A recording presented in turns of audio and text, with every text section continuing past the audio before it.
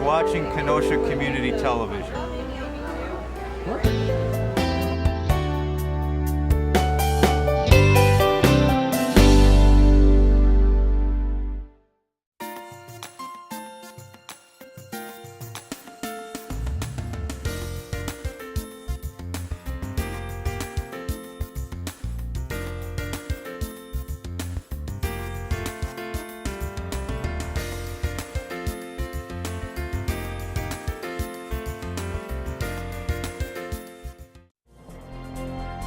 Welcome to Gateway Connection, the program that offers an inside look at the people, programs, and efforts of Gateway Technical College to connect with the communities, people, and industry it serves.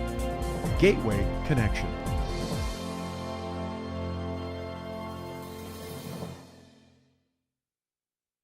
Hello, I'm Jayne Herring and welcome to Gateway Connections. We have a really fun program for you today. We're going to be hearing about our information technology programming. We're going to start the program with that, but please make sure to stay tuned because you'll hear more about one of our newly named star ambassadors for the college, a representative of the college that will go to Madison at a leadership conference, and she's got a great story to tell. And I know we're all thinking about spring and getting outside, and what better way to think about it than to talk to Kate Jermoe about getting our gardens going this spring. And we'll wrap up our program today with an award-winning interior design program design that was recently at the NARI show. So let's get going right away with our information technology programs.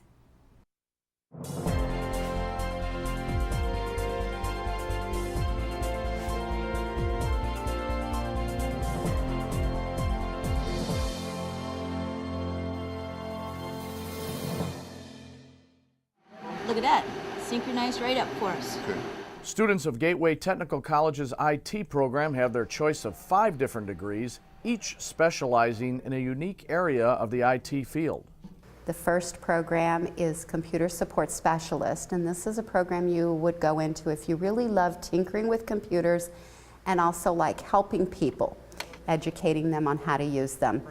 The networking, there's 2 different programs. One is the network specialist. This would be the person who would install a network, work on the infrastructure, troubleshooting network issues, as well as administering what are called servers, which are the computers that everybody connects to. The other networking degree is network security, and a network security specialist is responsible for ensuring that the network is secure, isn't being hacked into, isn't suffering any viruses. Then we have our software developer program, and obviously a software developer creates programs for business use, game programs, mobile devices, and then the last one is a web developer. The web developer, a web developer creates web pages, but also creates those web pages not so much from a design aspect, but from a programming aspect, so they work on all of our different devices. I chose the IT program because I wanted to learn a new skill. And what's great about the IT program is there's 5 different areas. So when I first started at Gateway, I knew that I wanted to do more hardware and software, and a lot of the advisors told me to say, hey, try the computer support specialist. And I really like being hands-on and doing a lot of the hardware, software, removing hard drives, and working with people, and the customer service aspect was crucial. And that's floppy disk. Yeah. We stress hands-on learning. So in every single program, the coursework that you'll do, you will actually put into practice what you're learning. So for example, in the computer support specialist or CSS, you will literally fix computers. You will get your hands in there, troubleshooting software. In networking, you will actually install networks. In programming, you're going to write programs. We have completely furnished computer labs with all of the software that you need, all of the hardware. The facilities are fantastic. Being in IT, technology is always just expanding and growing. And so I think Gateway is very aware of that. It was just really great. You could go in at any time. You could schedule times where you could like pick up a computer, or by chance go in there and the computers are up to date. They're always being monitored and always set up and ready to go, which was really nice. For my 3 years here, they've gone above and beyond, and I'm just always enamored when I come into a new class, a new semester, and they're like, oh, we got new computers. It's like, wow, it's like a new toy. Gateway offers flexible scheduling in an effort to accommodate everyone. Day, evening, and online classes are offered. Our offerings are all over, meaning you can come at daytime, you can come at night. Pretty much all of our classes are offered online. There's what are called hybrids, where you maybe meet half the time in the classroom and then the other time it's online. So we have intense flexibility. Gateway has partnered with area four-year colleges and universities to ensure that credits earned will be accepted towards further education. We have many articulation agreements, or sometimes we call them 2+2s, with different schools. For example, MSOE in Milwaukee. A student could graduate with one of our degrees and walk into MSOE junior status. And so I will be going on for my bachelor's degree, my 4-year degree, and the beauty about Gateway is they're going to be accepting 66 of my 67 credits. So I'm going to be starting as a junior, which is fantastic. If you're thinking, okay, I'm going to get this associate's degree and I'm going to get that first job, you should be looking to get that bachelor's degree within the next 2 or 3 years, because that will help you advance even more.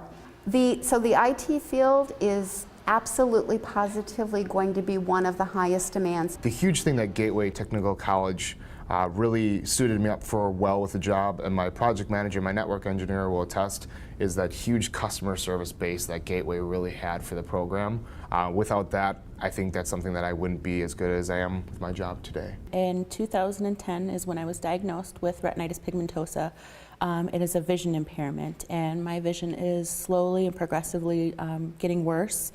And after attaining either my bachelor's or my master's, I do want to go on and help others with similar disabilities, put technology in their hands to help them be the best that they can be. If you would like to learn more about Gateway's IT program, please go to gtc.edu/programs. Gateway Technical College and frankly all of the colleges in the 16 district technical college system has a program called Star Ambassadors. We have a competition where we invite students to come in, tell us their story about Gateway, how they feel Gateway has changed their life, and then we pick one to serve as the overall district ambassador, and we also have 3 that are chosen to represent our 3 main campuses within the Gateway District. We're going to hear now from the overall winner, Jaquita Hughes, and she has been named our Star Ambassador for Gateway Technical College. My name is Jaquita Hughes. I'm 33 years old and a mother of 4 beautiful girls ages 10 to 16. I am in my 2nd year at Gateway and enrolled full-time in the Human Services program. I plan to graduate in December with certificates in AODA, aspects of disabilities, and gerontology as well. I'm currently fulfilling my internship requirements, and I'm also a part-time receptionist and tutor on campus. I started classes in the summer of 2012. I was really nervous because I hadn't been to school for a while and was worried about failing. My first semester went great. I made the dean's list and was very proud of myself. I always knew I was smart, but seeing the certificate with my name on it was the validation I needed. I decided to put forth my best effort, and I've made the dean's list every semester that I've been enrolled. I'm a proud member of Phi Theta Kappa and in the process of completing the membership requirements for the National Society of Leadership and Success. I've also been the secretary of the Human Services Club. I've learned so much about myself while attending Gateway. The instructors that I've had have challenged me to recognize my talents and capabilities. They encouraged me to come out of my shell and become a leader. I could also see the impact it was having at home. My daughters and I had study time together, and when they saw me getting good grades, it motivated them to get better grades. I didn't mind that at all. My fiance has been encouraging as well. He even enrolled in classes. Whenever I was stressed out about a test or paper, they would leave me notes with encouraging words. I love the fact that they are as proud of me as I am of them.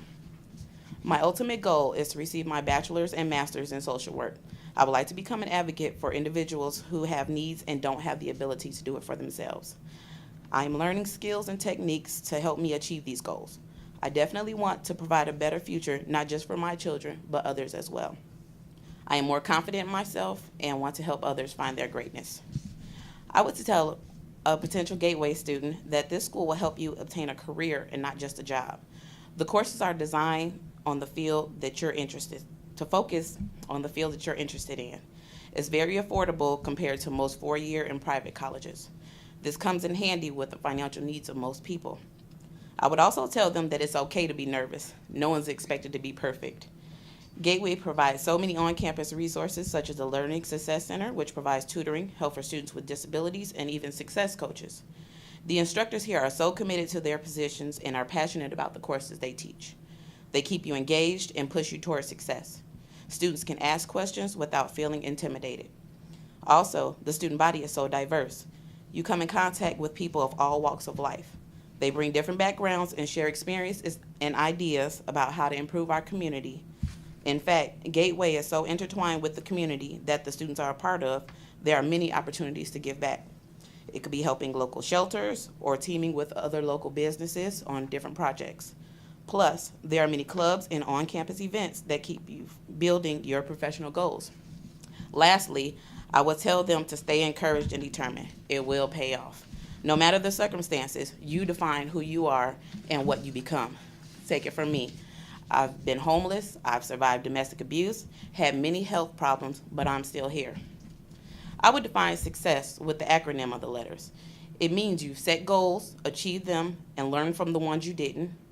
Use talents to be an asset, committed yourself to a worthy cause, constantly motivated to make a difference, encouraged and inspired yourself and others, surrounded yourself with positivity and smiled at the small achievements while remaining humble, stayed focused, gave your best, and didn't let anything hold you back from your dreams. If I could change anything about Gateway, I would put a fitness center on campus.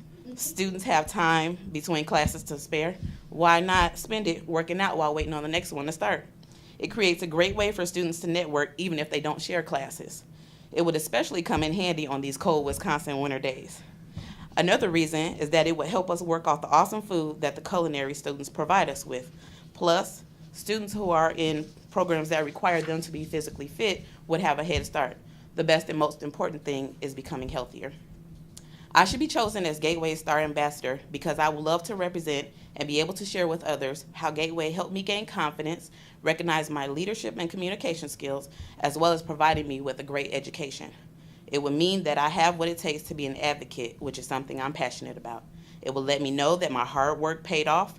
It would be an achievement for me to share with my daughters that would show them that with dedication and perseverance that anything is possible.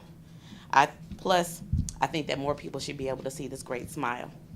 Thank you for your consideration. And I'm joined now by Kate Jermoe, who is with our horticulture program, and Dawn Marabella is joining me. We're going to double team Kate today because we're holding you responsible for bringing us spring. Mind you, we're taping this program today where it was, about 12 degrees this morning when we got going, snowing, going to snow again tonight. So you got a big job. I'll try. Well, at least you can help us think about spring and how to get ready because, oh my gosh, if we've got a foot of snow that's been sitting on top of everything for the entire winter, I'm real curious about how we get going with that. Aren't you, Dawn? Yes, I am. Can you tell us, what are some of the benefits of growing and nurturing plants? Oh, they just make you feel so good. They make you happy, they make you healthy. Whether you're going to grow plants to eat, or growing vegetables to eat, or think about smelling a daffodil this time of year. It just makes you feel good. It makes you feel like there's hope that something good is going to come. What are some of the classes you would recommend for someone who's a beginning gardener? Well, one of the classes that we're offering this summer, we offer it, it's actually running right now, but we will be offering in the summer as well, is a vegetables class. And if you have any interest whatsoever in a kitchen garden, in herbs on your windowsill, in growing anything to eat, this is the way to do it. And it is a very beginning class, and it's taught in almost a workshop style. So each class is a separate section, a separate topic, and it's minimal lecture, maximum out in the garden, playing and doing all the things we work on an urban farm, and so we have a lot of vegetables growing, and it's just a lot of fun. Oh, it sounds fun. That's what I think is neat is your program, of course, is for students who are looking for a career, but those same classes you're offering to the general public, right? Exactly.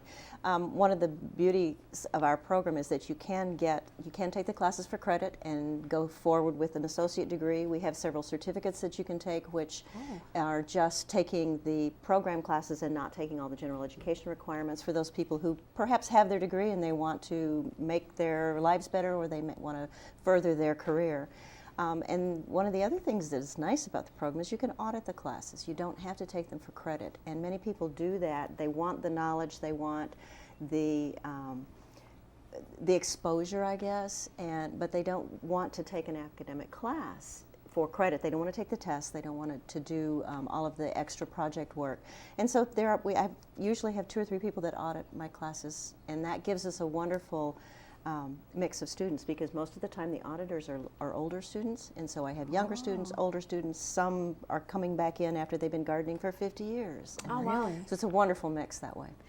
And it is lower cost to audit. Right, it's lower cost to audit, and I believe it's still 60 and over. You audit for nothing, only the program fees. Yeah, 60 or 62. I don't have that in front of me either, but it's close. And you can find that out on our website, gtc.edu. Right. That's excellent. Wow.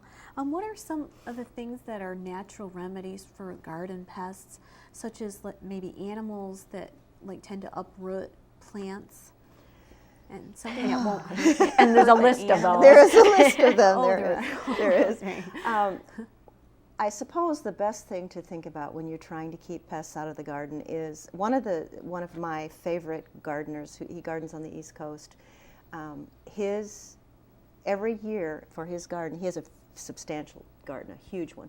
He plants extra food for the animals, and he sets out basically a corn crib of corn and squash and all kinds of, so that the animals feed there and they don't come into the garden. And that works? And it works. It works Really? for him. You have to keep it full. You have to keep, keep providing the food. Wow. But basically, trying to keep them out of your garden, when they see something that is tasty, they are going to get there and they are going to get hold of it if possible. I know. Woodchucks are the worst. We're actually fencing our farm this year, and we're taking the fencing down a foot below ground so that the woodchucks can't burrow, because they'll burrow. They'll walk across if they can, but if they can't, they will burrow under. So it's very hard to keep mammals out. As far as pests, the best thing you can do for your garden is to keep a healthy balance, to keep not using pesticides, because pesticides will kill the bad bugs and it kills the good bugs. And then you lose your balance. The bad bugs seem to have a little bit stronger sense and they can get in first. So keeping your garden balanced, clean, and there are some home remedies like pepper sprays and garlic sprays that work to a certain extent. But the absolute best thing that you can put in your garden is your shadow. Be in there all the time watching, and so that way if you catch an outbreak of something, you can many times you can take care of it by just picking the bugs off or squashing them, as awful as that sounds. Now those Japanese beetles seem like the last couple of years they're reducing in their number. Is that true, or is it just hopeful? Well, it's hopeful, but it is true. That's part of that natural balance, because there are not many pesticides that affect Japanese beetles effectively, so people don't spray for them. Therefore, they're allowing the natural predators to take over, and so those natural predator populations are coming up because there's lots to eat, lots of beetles to eat. And that will happen in a garden. And part of that, we also need to learn to be a little bit more tolerant. If something is chewing on the leaves of your roses, it's not hurting the flowers, and maybe we should tolerate a little bit of that chewing on the leaves, because coming in with a powerful pesticide is going to cause more damage than good. I try to avoid pesticides as much Yeah. as possible. What about having your soil tested? Is that recommended or not? If you've not had it tested before, it's definitely a good idea to do it the first time. You can send a sample off to the soil lab in Madison, and they will test it for it's probably up to about $20 now to have it tested. But they will send back it's not bad, and the problem is this time of year, springtime, well, you can't get a sample right now of frozen soil. Spring is really busy, so fall is the best time to test it because then the lab will return usually in a week or so. Sometimes it'll take 3 weeks in the spring. But they will send back recommendations on fertilizers, on amending your soil, changing the pH if necessary, and that is very helpful. I don't think it's necessary to do that year after year, and if you're practicing good garden management techniques, there's really no reason to continue to test your soil.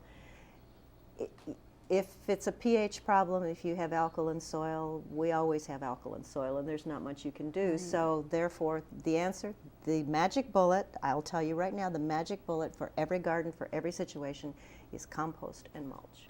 It will solve an amazing number of problems, and it regulates the soil, and it also helps keep pests away. So what's the proper way of composting in spring? What should we do if we want to add it to our gardens? Usually, if you have compost that is finished, already prepared, whether you get it through the city or whether you're making your own, just add a couple of inches to the top of the garden, whether it's perennials, whether it's vegetables, trees, shrubs, just add a couple of inches to the top. That's all you need to do. I've heard rotating crops is something that might work with, just so we can avoid having that come back again next year. What's the deal? Rotating crops is really an important thing to do in the garden. It's important for two reasons. First of all, if there's something that is soil-borne, something that is in the soil that affects your plants, if you rotate it, it's not going to find the same plant. Most diseases are plant-specific, so most diseases that go over tomatoes won't touch cucumber. So that's one reason for rotating, is to stop that, kind of to just stop it in its tracks because it can't find a host the next year. The other reason for rotating is basically with bugs are going to find your plants, but if a bug overwinters in the soil and it comes up and it's going to feed right at the base of the roots the next year, if it can't find tomatoes, whatever it is that's feeding on the tomatoes, they don't like cucumbers either. So for your diseases that are soil-borne, that will help stop that. Also for pests, insect pests, it will help. It confuses them. Let's say it confuses them. It takes them a little longer to find your tomatoes. As far as blight, that is unfortunately not soil-borne. That is wind-borne, and so there's nothing that you can do as far as rotation to stop that. Sanitation is critical, cleaning up any leaves that are blighted. But the other issue, we have blight in our area, and we will always have blight in our area. It's worse in years that have long, cool springs, which is what we had last year. Yeah, the blight was really bad last year. 3 years ago, it was worse than I have ever seen it. I remember that. Everything just melted. It was so bad. It was gross. But then the year before last, we had almost no blight. So some of it I can blame the weather. Some of it you can blame the weather, and some of the blights, the late blights, actually come up from Illinois. They don't overwinter here. They have to blow up from Illinois, so the winds bring them up. So we can blame Illinois for that. Oh, good. Another thing. Double good.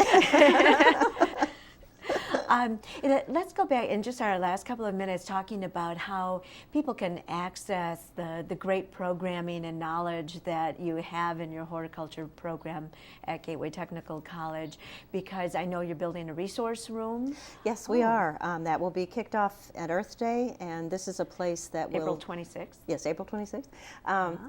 It's a resource for our students, but also for the public, and we will have a monitor in there in which we can pull up internet sources. We will have a microscope that is connected to a camera, so that you can bring in a bug and we can look at it under the microscope and gross everybody out.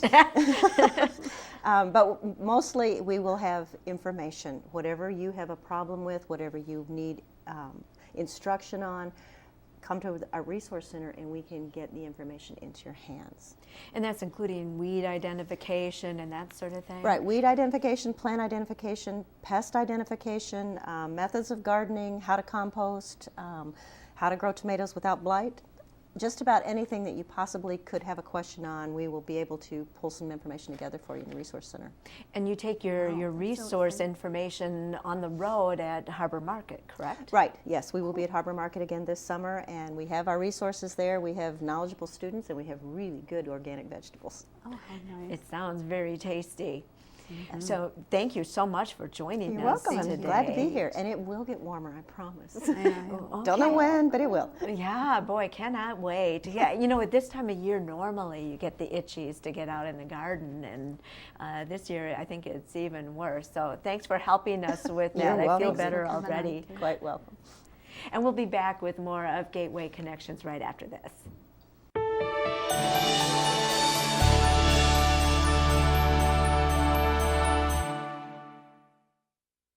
We're out at the NARI Home Remodeling Show. This is February 2014 with the Gateway Technical College interior design students. They are competing against 3 other schools from the Milwaukee area for crowd favorite of a design of a 12 by 12 space. This year the theme presented by NARI was bringing the outdoors in. The interior design students spend the fall semester coming up with their concept. One concept is selected, and then the class in the spring together as a team puts together the room at this competition. So we wanted to bring the outside in, obviously, so we used like birch was kind of our going on theme. So we have a birch wall in the background, and then a table that's made from reclaimed fencing that has a birch stand to it. And then just kind of elements of like wood and outdoors and pine cones and things like that. What we did this year is we have 2 different teams in our class, and we kind of come up with our own idea, and then we present it in front of a few teachers, and they pick their design. The students work really hard, and a lot of times in the classroom we only get to design on paper and via the computers.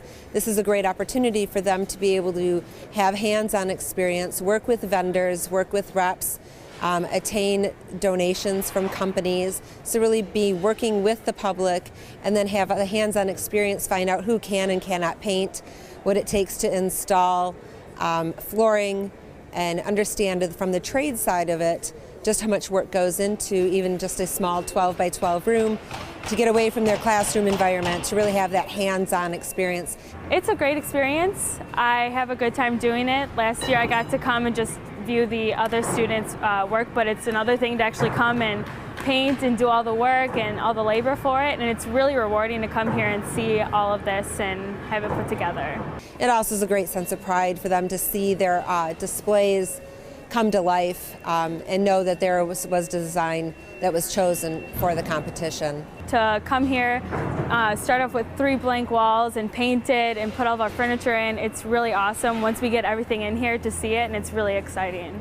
They spend 2 days in Milwaukee at the conference, putting the display up, painting the walls, putting all of the items in the space, and then they will be on hand for the entire show from Thursday through Sunday, answering questions from the crowd and just promoting the Gateway Interior Design program along with the other schools in the area. The other schools that the students compete against are Waukesha County Technical College, Mount Mary, and MATC from Milwaukee. I do think we have a good chance, but it's just really exciting to see. Hopefully people like our design. I think we have a good running, and I don't feel any pressure, but I feel excitement to show it off. If someone wants to come out to the show, it is a crowd favorite, so you just need to come and attend the event. There is coupons online to get discounted admission, but the event runs all weekend, and you can just come by to the display, pick up a ballot. The students win a plaque if they win. Last year the Gateway display did win, and all schools receive $1,000 for their participation in the event. Come and vote for our design. I think it's fantastic, and I think you will too. It's bringing the outdoors in, using different elements of birch and fencing and things like that, and you should come vote for us.